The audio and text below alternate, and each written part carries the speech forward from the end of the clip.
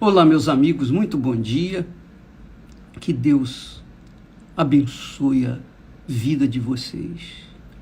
Vocês que têm sede, fome de justiça, que o Espírito Santo venha abrir o entendimento de cada um, para que cada um venha perfeitamente entender qual é o projeto, o plano, a vontade de Deus para a sua vida. Bem, dá licença, deixa eu tirar aqui os indigestos. Muito bem.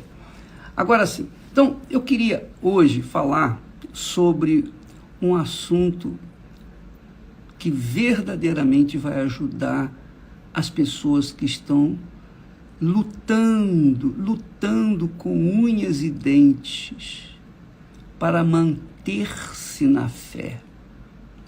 Manter-se na fé. Porque é sabido que muita gente começa bem, mas com o decorrer dos dias, dos meses, dos anos, muitas pessoas vão esfriando, vão desanimando da fé, porque não veem os resultados que queriam ver, porque queriam do seu jeito, queria o resultado, queria a resposta de Deus do seu próprio jeito. E aí fica difícil, porque quando nós aceitamos o Senhor Jesus como nosso Senhor, quer dizer, Ele é o dono da nossa vida, da nossa alma, do nosso ser, do nosso corpo, da nossa mente. Tornamos-nos o templo, morada do Espírito Santo.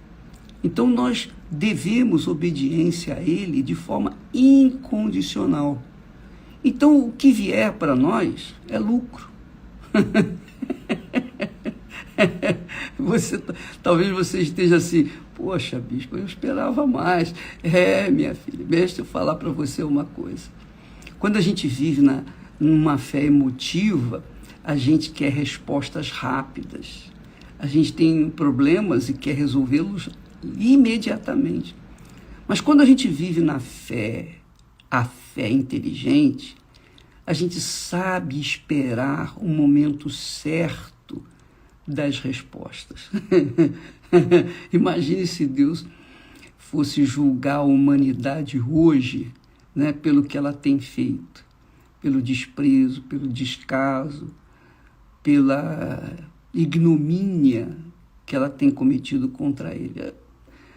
Deus seria, digamos assim, no mínimo, ele teria toda a razão de fazê-lo, mas ele tem paciência para esperar o dia certo. Eu gostaria que ele viesse agora, nesse momento. Se ele viesse, seria uma glória. Mas, enquanto ele não vier, então nós temos que aguardá-lo, mas mantendo a chama da fé acesa. Porque se essa chama da fé se apagar, ficamos nas trevas. E nós vamos ver isso agora, nesse breve estudo que nós vamos fazer todos os dias. Vamos falar aqui sobre como você defender a sua fé. Primeiro você tem que reconhecer quem é o seu inimigo. Primeiro você tem que identificar quem é o seu maior inimigo. Aí você diz assim, bispo, isso eu já sei que é o diabo. O diabo, não tenho dúvida que ele é o inimigo de todos nós. Mas existe um inimigo que nós temos que estar vigilantes 24 horas por dia para não sermos contaminados ou derrotados por esse inimigo. E é isso que nós queremos falar. Esse inimigo. O inimigo que não está do lado de fora. O inimigo que sopra na nossa mente pensamentos, ideias e sugestões absurdas que aparentemente são perfeitas para tirar a gente do sufoco ou dos sufocos que nós enfrentamos a cada dia. É verdade. Você lembra que Paulo disse, diante das revelações gloriosas que ele teve, então foi permitido que um espinho, mensageiro de Satanás, fosse cravado na sua carne e como se fora esbofeteado pelo diabo. Por quê? Se o homem tinha recebido tantas revelações gloriosas, era de Deus mesmo, esse homem era de Deus puríssimo, mas por que estava sendo sofrido, estava sendo atingido por uma seta demoníaca? Por causa das revelações que Deus lhe havia dado. E para que ele não se ensoberbecesse, para que ele não ficasse orgulhoso, vaidoso, prepotente. Então Deus permitiu esse, digamos, espinho viesse lhe atingir a carne. E quando ele clamou 3 vezes, Deus falou, não, a minha graça te basta, é suficiente, pronto. Não tirou o espinho, deixou o espinho lá, para que ele, Paulo, não viesse assim ensoberbecer. Bem, qual é esse inimigo que nós estamos falando? Inimigo que ataca 24 horas por dia. Pela noite, nas madrugadas, durante o dia, todo o tempo. Ele está tentando entrar, alcançar, achar uma brecha para nos atingir. Que, aliás, é a arma mais letal, mais poderosa que o diabo tem para atacar aqueles que vivem pela fé ou estão tentando viver pela fé. Qual é? Chama-se dúvida. A dúvida vem para todos, não é? Você tem o Espírito Santo, a dúvida vai vir para você. Você não tem o Espírito Santo, você vai ter mais dúvidas ainda.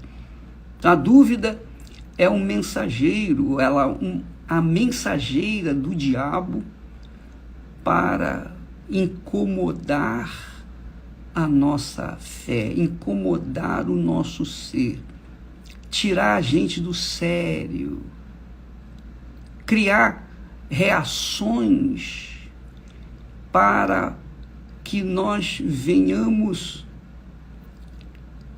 nos entregar a ela as dúvidas e, consequentemente, fazer-nos perder. O que eu estou dizendo para você? Vamos trazer aqui isso num exemplo clássico, um exemplo que Deus nos deixou através do próprio Filho Jesus. Quando Jesus estava no deserto, e ele foi levado ao deserto pelo Espírito Santo. Quando ele foi levado para o deserto, Jesus sabia da guerra que iria enfrentar. Não foi no primeiro dia, não foi no segundo dia, nem no terceiro dia. Ele, sabendo de antemão que teria que estar em vigília permanente, ele ficou em jejum 40 dias e 40 noites. Veja só, ele ficou em jejum, para que ele não se esquecesse da grande guerra que ele iria enfrentar. Então ele se manteve atento. Quando a gente faz jejum, você que faz jejum, pode verificar, quando a gente faz o jejum de comida, e especialmente no deserto, a gente não tem como se distrair, é ou não é? A gente não tem como abrir mão da guarda, né? A gente está sempre vigiando, porque a fome vai batendo, a fome vai crescendo, a fome vai aumentando. A carne, o físico, o nosso lado emocional vai se rendendo àquela fome, aquele desejo de comer. Mas quando a pessoa tem uma fé solidificada, inteligente, ela sabe que vai vir guerra na frente, mais dias, menos dias, então ela se mantém em jejum para estar preparada para enfrentar o diabo.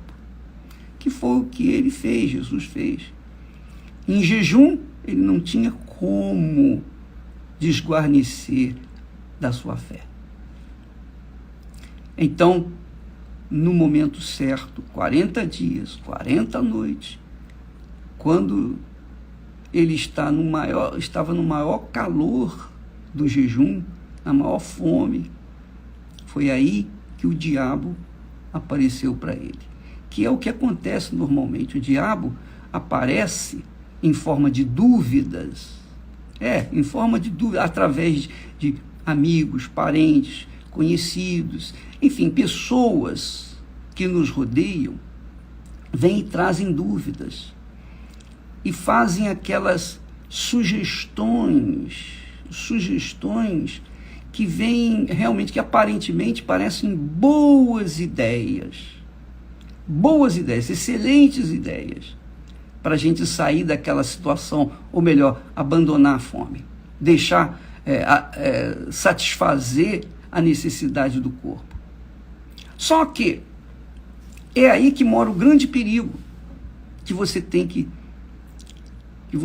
estar atento. Veja só, por exemplo, no caso de muitas pessoas, muitos jovens, e não só jovens, mas mulheres que estão sozinhas, homens estão sozinhos, né? Estão sem ninguém, e quando olham assim e veem outros casais, ficam assim pensando, puxa, eu podia ter o meu namorado, ou a minha namorada, o meu marido, a minha esposa. Então vem aqueles pensamentos, puxa, aquela pessoa ali é tão feliz, olha só, ela ri, ela fica alegre, enfim, e eu estou aqui nessa solidão. Então é apenas um exemplo. Aí vem o diabo e sopra, poxa, mas você também tem direito de viver a vida, poxa, outros vivem, poxa, olha só, você é de Deus, você não é de Deus? Eu sou. Você não tem o Espírito Santo? Tem. Então, qual o problema você arranjar uma moça, uma pessoa, um rapaz? Qual o problema você entrar num relacionamento com uma outra pessoa do seu mesmo tipo, do tipo que você quer? Qual o problema? Nas igrejas as igrejas estão cheias de moças e rapazes e pessoas que estão buscando justamente uma pessoa como você. Por que você não começa um relacionamento assim com essa criatura? Você sabe, quer dizer, o diabo, quando vê a gente no sufoco, ele traz a solução, uma ideia, ele oferece uma solução rápida para que nós venhamos imediatamente colocar em prática o conselho dele, que foi o que ele fez com Jesus. Na hora do maior sufoco, da fome, ele apareceu. Por que ele não apareceu antes? Porque Jesus não estava com tanta fome. Mas agora, ele viu o jejum de Jesus, 40 dias, 40 noites, e ele esperou pacientemente para atacar o Senhor Jesus, no momento cruciante. E naquele momento, ele disse, se és, olha só, se és filho de Deus. Ora, o diabo sabia que ele era o filho de Deus, que Jesus era o filho de Deus. E Jesus também sabia que era filho de Deus, claro. Mas o diabo trouxe uma dúvida, apenas uma duvidazinha. Se és filho de Deus, veja como ele o diabo é sutil. Ele traz uma arma letal chamada dúvida para levar as pessoas a pensarem e aceitarem a sugestão dele, que é uma sugestão de fácil prática, não é? Arranja um rapaz, uma moça, você não vai ficar sozinha, não vai ficar sozinho. Só que o diabo já preparou uma outra pessoa que vai enviar, essa pessoa vai ser enviada pelo próprio Satanás, uma filha dele, um filho dele, justamente para você aceitar aquela sugestão que lhe deu, que você não acha. Ele não aparece como o diabo para você. Ele não vai aparecer como o diabo, ele vai aparecer como um pensamento, uma ideia, uma sugestão, que do nada cai assim na sua cabeça. Aí cabe a você decidir, aceita ou não. Mas antes de você decidir, você tem que identificar de onde veio aquela ideia, aquela sugestão, aquele pensamento. Se presta atenção, por favor, muito importante isso. Se é algo para resolver o problema facilmente, imediatamente, então desconfia. Desconfie. No mínimo, desconfie. No mínimo, desconfie.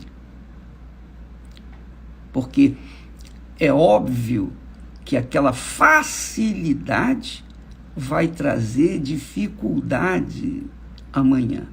Aquela facilidade naquele momento vai gerar uma dificuldade pior do que você está enfrentando hoje, no dia de amanhã.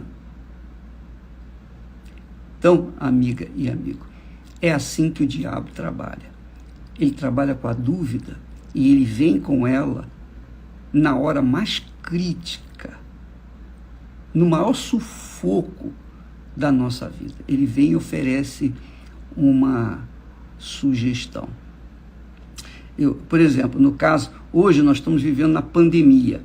Não é um assunto que diz respeito a mim falar, mas apenas a título de exemplo. Hoje, por causa da pandemia, o mundo está de joelhos pedindo, pelo amor de Deus, me dá uma vacina. Então, as pessoas estão se entregando a qualquer vacina para se sentirem assim protegidas, não é verdade? Muito bem. E eu não estou aqui condenando as vacinas de forma nenhuma. Eu não sou médico, eu não sou técnico nessa situação, o assunto não é um assunto meu, eu não conheço, então eu não posso falar. Mas eu posso avaliar, por exemplo, no meu caso. Muitas pessoas dizem, bispo, o senhor já tomou a vacina? O senhor vai tomar a vacina? Bem, eu estou examinando. Você sabe que o diabo trabalha assim, ele arranja dificuldade para vender facilidade. Ele arranja dificuldade para vender facilidade. O diabo sempre vem com a facilidade. Então, eu vejo uma grande campanha de alguns políticos com respeito à pessoa tomar mesmo a vacina. Por outro lado, eu vejo outros tantos políticos que dizem, olha, a vacina é uma vacina experimental. Porque quando você vai tomar a vacina, você tem que assinar um termo dizendo assim, eu me responsabilizo por esse tratamento. Não coloque nenhuma responsabilidade sobre a farmacêutica que fez aquela vacina se der alguma coisa errada. Isso aqui, esse remédio, essa vacina, é algo experimental. Quando essa vacina experimental, quer dizer, quando uma coisa é experimental, é uma experiência. Se der certo, amém. Mas se não der certo, quem vai sofrer as consequências é quem tomou a vacina, não é verdade? Muito bem. Então, da boca da farmacêutica sai a palavra experimentar. Isso aqui é uma experiência. Aí quando chega na boca dos políticos, os políticos querendo se livrar da responsabilidade, aqueles políticos que estão fazendo toda a força para que a vacina seja tomada, eles dizem assim: olha, a vacina é algo emergencial. Veja que o produtor da vacina diz que a vacina é experimental. Já os políticos dizem a vacina é é emergencial. Quer dizer, na situação de calamidade que nós estamos vivendo, vamos tentar, vamos vacinar todo mundo.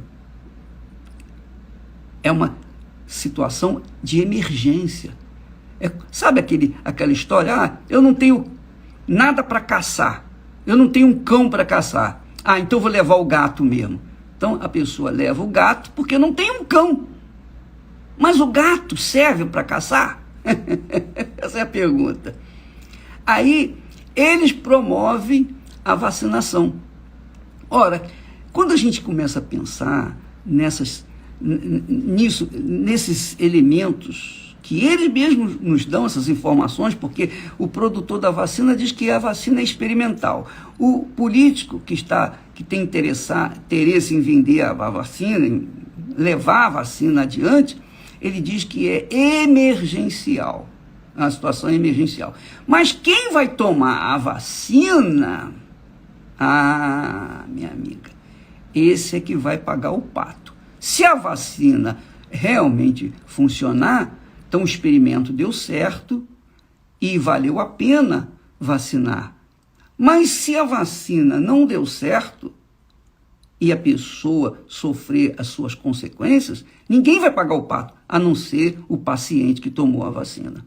Então, diante dessa situação, eu fico aguardando. Além do que, eu já estou vendo aí os artistas se movimentando, vários setores da sociedade estão se movimentando para fazer uma propaganda para todo mundo tomar a vacina. Propaganda de vacina, de uma coisa experimental, emergencial. Para que propaganda?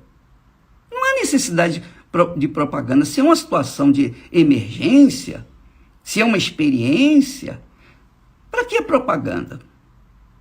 Não precisaria propaganda, porque o povo que está sofrendo com o coronavírus, a pessoa que está em risco, ela fica assustada, apavorada. Então ela fica sujeito a qualquer coisa. Me dá isso aí, essa solução. Estão dizendo que é experimental. Eu não quero saber se é experimental, se é emergencial. Eu quero tomar a vacina logo de uma vez. Facilidade. É assim, minha amiga, meu amigo, que o diabo trabalha. Ele vê a pessoa numa situação de sufoco, no canto, sabe? A barata no canto da parede, naquele cantinho da parede. Não tem outra saída senão aceitar as imposições diante das circunstâncias hoje na sociedade, no mundo inteiro.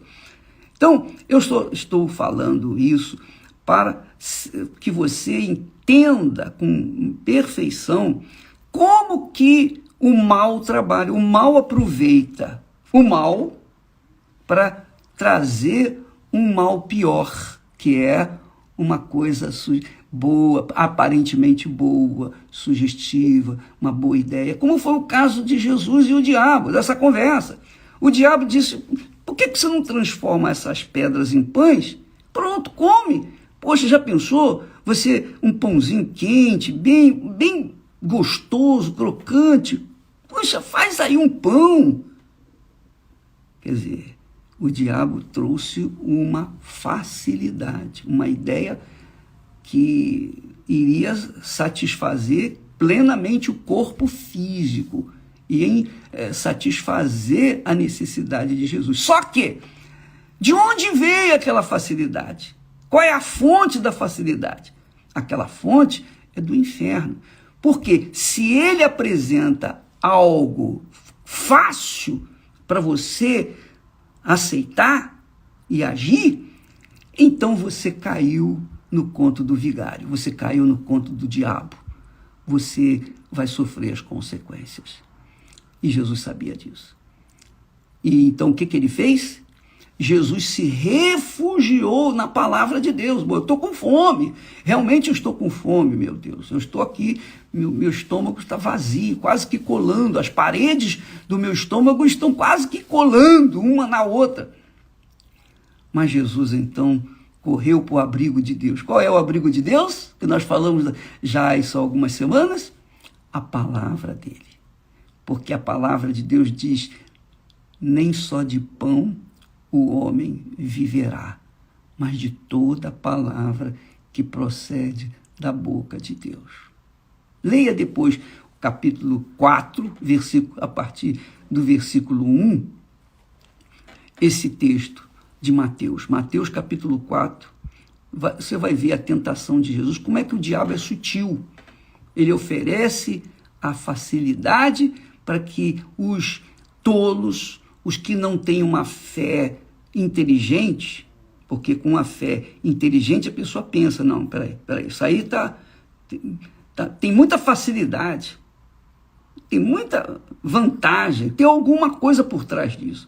Alguém vai ser prejudicado para que alguém possa ganhar. Então, não, eu vou esperar. Jesus viu isso. Não, nem só de pão o homem viverá, mas de toda a palavra que procede da boca de Deus. Então Jesus firmou a sua fé na palavra de Deus, se abrigou no abrigo do Altíssimo e venceu aquela primeira batalha. Depois o diabo veio com outra conversa, a segunda, e Jesus, da mesma forma, usou da palavra de Deus para retrucar, para vencer o diabo. E na terceira vez, o diabo se viu perdido, porque ele sabia que Jesus realmente era o Filho de Deus e que ele não era um bobo para cair no conto do vigário, de forma nenhuma. Minha amiga e meu amigo, no dia a dia, todo dia você tem facilidade. Cuidado, você tem dificuldades e as facilidades que vêm do diabo, porque Deus não facilita para a gente. Deus não facilita. Não foi assim quando o povo de Israel saiu do Egito. Você vê, ele foi por 40 anos pelo deserto. Por que Deus não o levou direto à terra prometida? Por que ficou ainda 40 anos lá no Sinai, no deserto? Por quê? Por que teve aquelas dificuldades todas? Por quê? Por quê? Porque Deus queria ensinar o seu povo a viver na dependência dele. Quer dizer, viver na dependência de Deus é viver na dependência da palavra que ele falou. Essa é a fé inteligente. A fé emotiva é aquela fé assim, você está passando um problema grave, então vem alguém e oferece uma facilidade. E você entra naquela facilidade, você quer resolver o problema, naquela emoção, naquele sufoco, naquele desespero, você se entrega à facilidade. Aí depois vem a cobrança. E você vai ter que pagar caro por isso. Então, amanhã nós vamos falar mais a esse respeito, tá bom?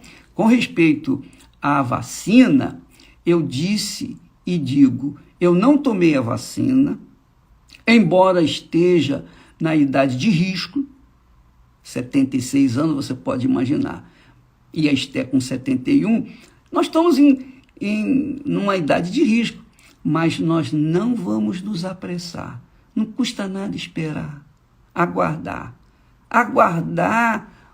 os experimentos, aguardar passar essa situação, para que então, diante dos fatos, dos estudos mais profundos, mais aprofundados, com as experiências dos outros, a experiência dos outros, não é a experiência minha.